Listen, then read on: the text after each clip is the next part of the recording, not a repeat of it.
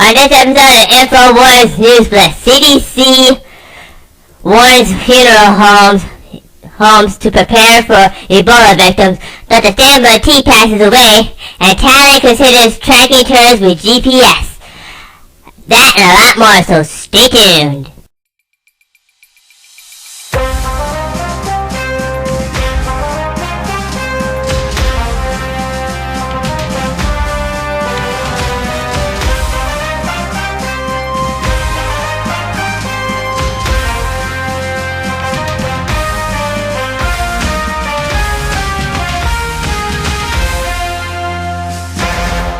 This article was on Infowars.com, as well as was heard over the Alex Jones show on September the 30th, 2014. This was an article written by Paul Joseph Watson, and there's a video here too, but I'm not gonna play it or whatever. The article's name is CDC Warns Funeral Homes in the U.S. to prepare for Ebola victims. Recommendations caution workers not to embalm corpses. Really? Well, yeah. The Center for Disease Control is advised funeral homes in the United States on how to handle remaining Ebola victims, although officials are keen to stress that the development is not the cause for alarm. Not the cause for an alarm. I mean, there's a video here too if you want to go on and read and watch it too. A 3-page list of recommendations instruct funeral homes to wear protective gear while handling Ebola victims, as well as warning them not to carry out autopsies or to embalm corpses. If the outbreak of the potential bad deadly virus in Africa, why a funeral home in America being given guidelines, asks WFSB.com. Last night it was revealed that Dallas Hospital is holding a potential Ebola victim in strict isolation after the patient was admitted based on symptoms and recent travel history. And like Paul Watson and David and I said, they got tomorrow. While Ebola has been so far confirmed in the continent of Africa, speculations have risen that the virus could have gone airborne, at least to a limited extent. Michael T. Oysterholm, director of the Center for Infectious Disease Research and Policy for the University of Montana, acknowledged in a great New York Times op-ed that the vigilance that the virologicalists are loath to discuss openly, but are definitely considering in private the possibility that Ebola has gone airborne. Well, no, duh! I mean, when a whole bunch of people died, please forgive me, I'm getting ahead of myself. About a couple of days ago, a guy who either yesterday or 2 days ago, said that basically the CDC dropped the ball and basically need to take responsibility. And like what Alex Jones said, if this thing goes airborne, we know who to blame. The Obama administration, because basically he won't stop the planes from coming here. And what I mean is basically Obama will not tell the airlines, look, you're not letting these people in here, or we're stopping all the planes from coming from West Africa or whatever. But anyway, on a sad note, a good man has now gone faded off into the sunset. Yep, just like Bob Chapman. Dr. Stanley Monteith has also passed away. And he was probably one of the greatest guys of our time too. The article was written by Infowars.com, and basically, the article is titled, Dr. Stanley Monteith, host of Radio Liberty, passes away. Underneath it said, Dr.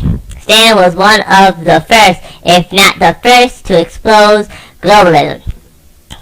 Dr. Stanley Monteith, the national syndicated radio host and author who spent nearly 50 years exposing the globalist agenda, paving the way for many patriots to do the same, passed away this morning at the age of 85.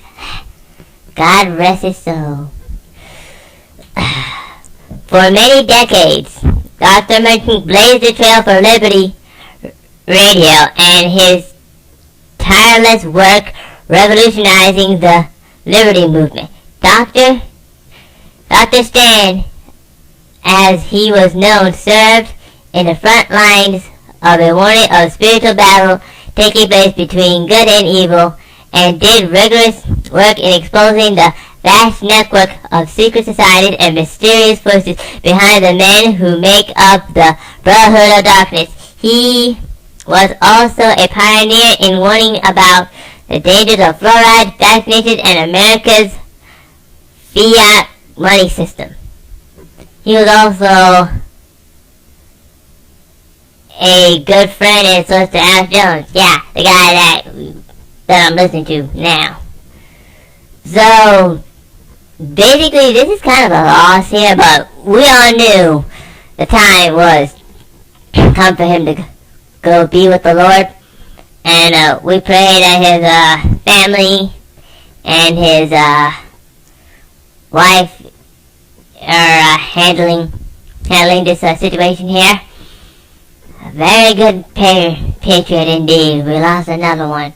The same thing was Aaron Russo as well. And it kind of makes you think. I mean, we're not always on here forever. I'll go ahead as well forever. We gotta make a decision now to fight these people. And when the good Lord calls you out, well, it's time for you to go home. I mean, that's all I can say. This is the last article of the day here, and it's an article written by Kit Daniels. It is called Thailand Considers Tracking Tourists with GPS after banning Orwell 1984. Arresting citizens for reading 1984 in public. Thai officials now want to track tourists like cattle. Well, you know where this is going, right, folks? Good. Thailand, which began arresting citizens last summer for reading copies of the Orwell 1984, is now considering tracking tourists with GPS devices.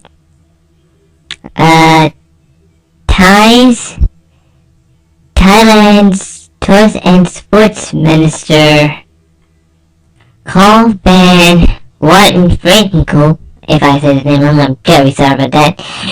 Thai languages are so hard to pronounce. Or should I say, well, the name. Anyway, so that the government is working with hotels and resorts to assign wristbands, including serial numbers to tourists and future plans, including GPS tracking. The next step would be some sort of electric tracking device, but this has not yet been discussed in detail, told Reuters. Coban, I'm getting the name wrong, sorry folks, did admit, however, that the government was easily encouraging resistance against the international waistband race and the tracking program. The Orwell proposal comes from mid-month after undercover police in Thailand began dragging people away for reading 1984 in public. Well, that kind of says a lot now. Don't you think, folks? I mean, really? You would ultimately think that, I'm just going to say, this is really 1984, I just found this here, and when people read this stuff, I mean, the Thai government must be freaking out saying, oh my goodness, they're reading 1984! Stop him! Stop him! Arrest him! Because basically, they don't want any resistance whatsoever. And I was reading a lot of the comments at the bottom of the article here, and to be honest with you, that's just it. They don't want nobody to know what's happening. For when the hammer drops, well, you know what's gonna happen, right? Trust me. Everybody's gonna say, no, we don't want this stuff here, and they're gonna lose their tourism and all this other stuff.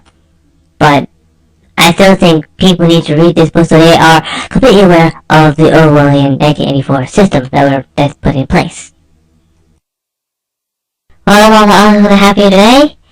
If you'd like to read more about this article, please go to the link below or go to Infowars.com. There you can find hundreds and hundreds of articles just like this one. This is everyone. I'm Anti Gundam signing off. Bye bye.